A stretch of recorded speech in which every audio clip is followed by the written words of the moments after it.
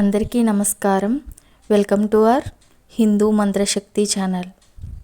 ఈరోజు కార్తీక మాస స్నాన మహిమ గురించి ఈ 3వ అధ్యాయంలో తెలుసుకుందాం. ఫస్ట్ టైం ఎవరైనా మన ఛానల్ చూస్తున్నట్టయితే సబ్స్క్రైబ్ చేసుకుని మన ఛానల్ని సపోర్ట్ చేయండి. కథలోకి వెళ్దాం.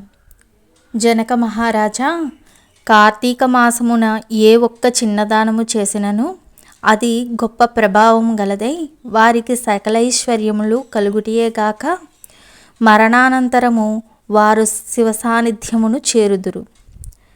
కానీ కొంతమంది అస్థిరములైన భోగభాగ్యములు విడువలేక కార్తీక స్నానములు చెయ్యక అవినీతి పరులై భ్రష్టులై సంచరించి కడకు క్షుద్ర జన్మలు అనగా కోడి, కుక్క, పిల్లిగా జన్మింతురు. అధమము కార్తీక మాస శుక్ల పౌర్ణమి రోజు నైనను స్నానదాన జపతపాదులు చెయ్యకపోవట వలన అనేక చండాలాది జన్మలెత్తి కడకు బ్రహ్మరాక్షసిగా పుట్టుదురు. దీనిని గురించి నాకు తెలిసిన ఇతిహాసం ఒకటి వినిపించదును. సపరివారముగా శ్రద్ధగా ఆలకింపుము. బ్రహ్మరాక్షసులకు ముక్తి కలుగుట. ఈ భరతఖండమందలి దక్షిణ ప్రాంతమున ఒకానొక గ్రామములో మహావిద్వాంసుడు, తపశాలి, సత్యవాక్య పరిపాలకుడు అగు తత్వనిష్ఠుడని బ్రాహ్మణుడొక ఉండెను. ఒకనాడా బ్రాహ్మణుడు తీర్థయాత్రాసక్తుడై అఖండ గోదావరికి బయలుదేరును.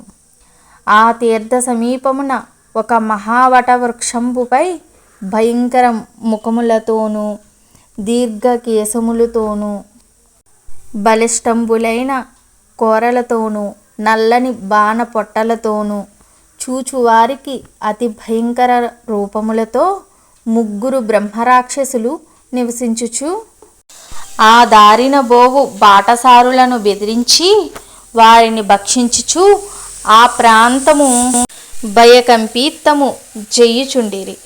తీర్థయాత్రకై బయలుదేరి అఖండ గోదావరి పుణ్యక్షేత్రమున పితృదేవతలకు పిండ ప్రదానము చేయుటకు వచ్చుచున్న విప్రుడు ఆ వృక్షము చెంతకు చేరుసరికి యథాప్రకారముగా బ్రహ్మరాక్షసులు క్రిందకు దిగి అతను చంపబోయే సమయమున బ్రాహ్మణుడు ఆ భయంకర రూపములను చూచి గజగజ వణుకుచూ ఏమియూ తోచక నారాయణ స్తోత్రము బిగ్గరగా పఠించుచు, ప్రభో అర్థత్రాణ పారాయణ అనాథరక్షక, ఆపదలోనున్న గజేంద్రుని నిండు సభలో అవమానాల పాలగుచున్న మహాసాధ్వి ద్రౌపదిని బాలుడగు ప్రహ్లాదుని రక్షించిన విధముగానే యా పిశాచములు బారి నుండి నన్ను రక్షించు తండ్రి అని వేడుకొనగా ఆ ప్రార్థనలు నిన్న బ్రహ్మరాక్షసులకు జ్ఞానోదయం కలిగి, మహానుభావ,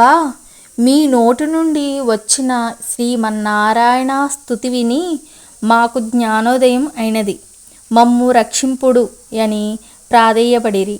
వారి మాటలకు విప్రుడు ధైర్యం తెచ్చుకొని, ఓయి మీరెవరు, ఎందుకులకు మీకు రాక్షస రూపంపులు కలిగెను, మీ వృత్తాంతము తెలుపుడు అని పలుకుగా వారు విప్రుపుంగువా, మీరు పూజ్యులు, ధర్మాత్ములు, వ్రతనిష్ఠాపరులు, మీ దర్శన భాగ్యం వలన మాకు పూర్వజన్మ మందలి కొంత జ్ఞానము కలిగినది, ఇక నుండి మీకు మా వలని ఏ ఆపద కలుగదు అని అభయమిచ్చిరి.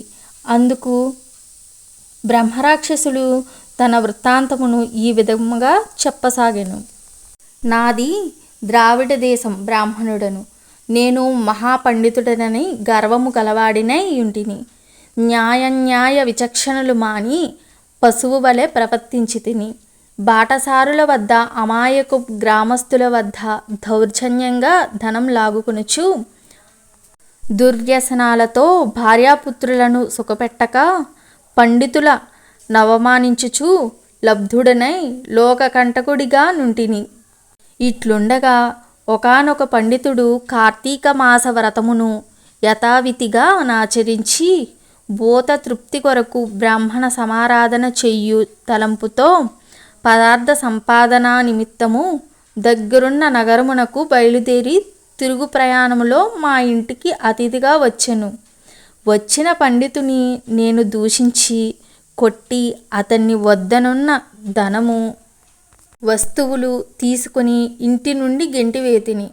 అందులక విప్రునకు కోపము వచ్చి, ఓరి నీచుడా, అన్యక్రాంతముగా డబ్బు కూడబెట్టినది చాలక మంచి చెడ్డలు తెలియక తోటి బ్రాహ్మణుడని కూడా ఆలోచించక కొట్టి తిట్టి వస్తు సామాగ్రిని దోచుకుంటివి గాన నీవు రాక్షసుడివై నరభక్షకుడువగా నిర్మానుష్య ప్రదేశంలో నుందువుగాక అని శపించుటచే నాకీ రాక్షస స్వరూపము కలిగినది.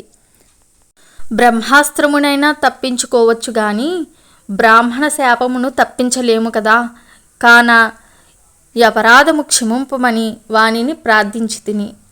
అందులకతడు దయతలచి, ఓయి గోదావరి క్షేత్రమందొక వటవృక్షము కలదు. నీ వందు నివసించుచు ఏ బ్రాహ్మణుడు కార్తీక వ్రతమాచరించి పుణ్యఫలమును సంపాదించియుండునో ఆ బ్రాహ్మణుడిని వలన పునర్జన్మ నొందుదువుగాక అని ఎడలిపోయెను. ఆనాటి నుండి నేనీ రాక్షస రూపమున నరభక్షణము చేయుచుంటిని. కాన ఓ విప్రోత్తమా, నన్ను నా కుటుంబము వారిని రక్షింపుడని మొదటి రాక్షసుడు తన వృత్తాంతమును చెప్పెను. ఇక రెండవ రాక్షసుడు ఇలా అంటున్నాడు. ఓ ద్విజోత్తమా, నేను కూడా పూర్వజన్మలో బ్రాహ్మణుడినే. నేను నీచుల సాహసము చేసి తల్లిదండ్రులను బాధించి వారికి తిండి పెట్టక మార్చి అన్నమో రామచంద్ర ఎనుటల చేసి వారి ఎదుటనే నా భార్యా బిడ్డలతో పంచభక్ష పరమన్నములతో భుజించుచుండువాడెను.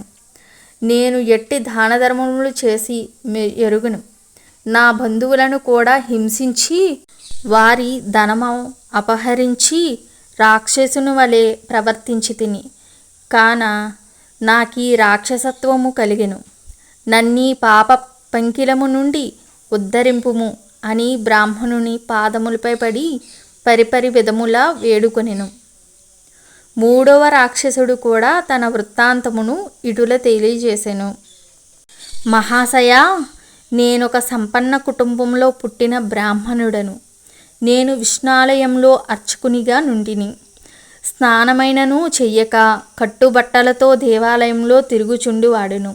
భగవంతునికి ధూపదీప నైవేద్యములనైన నర్పించక భర్తులు కొని తెచ్చిన సంభారములను నా వంపుడు గత్తెకు అందజేయుచు మధ్య మాంసములను సేవించుచు పాపకార్యములు చేసినందున నా మరణానంతరము ఈ రూపమును ధరించి తిని. కావున నన్ను కూడా పాప విముక్తుని కావింపుమని ప్రార్థించెను.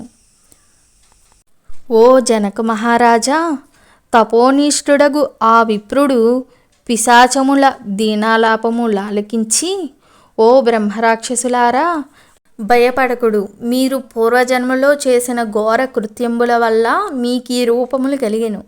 నా వెంట రండు, మీకు విముక్తిని కలిగించును అని వారి నోదార్చి తనతో గోనపోయి ఆ మువ్వురి యాతనా విముక్తికై సంకల్పము చెప్పుకొని తానే స్వయముగా గోదావరిలో స్నానమాచరించి స్నాన పుణ్య ఫలమున ముగ్గురు బ్రహ్మరాక్షసులకు ధారపోయగా వారి వారి రాక్షస రూపములు పోయి దివ్య రూపములు ధరించి వైకుంఠమునికేగి కార్తీక మాసములో గోదావరి స్నానమాచరించినచో హరిహరాదులు సంతృప్తి నొంది వారికి సకలైశ్వర్యములు ప్రసాదింతురు.